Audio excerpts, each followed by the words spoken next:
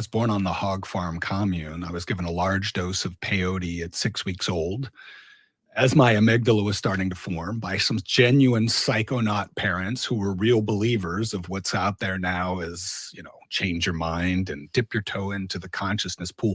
They were like, let's crush up a full button and give it to this little 6-week-old infant as the amygdala is beginning to form and see what happens. My God. 5 years later, I was sitting there while I was sleeping one night, and I was grabbed out of bed by my father. I didn't know why. And turns out there was a dam had broken. It had rained for 2 weeks. A 20-acre lake that was held back by an earthen dam had been breached. The flood came down and killed 36 people. 22 of them were children and my friends. And I sat and listened all night as they all screamed and cried for help. Help me, help me. They got quiet and they died. So I very early, very young realized life is temporary. I had a psychedelic amygdala. I was experiencing life and death and suffering in all space-time dimensions all at once as a 5-year-old.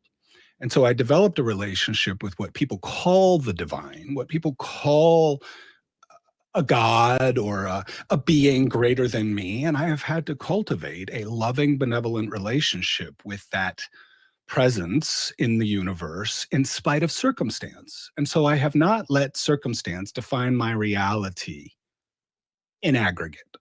Obviously, I did, and I've had to do a lot of purging and a lot of cleaning up, and I have stayed out of the healing business, quote unquote. There's a lot of money in the healing ghetto right now.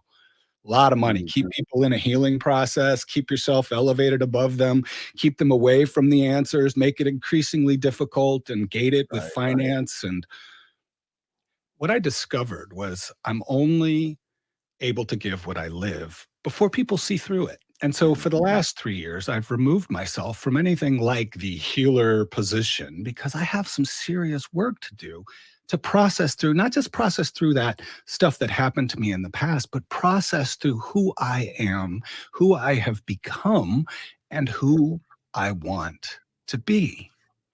We can be a survivor with a really bad attitude. I healed at the problem the first time around. I was, like I said, nearly 320 pounds and opioid dependent.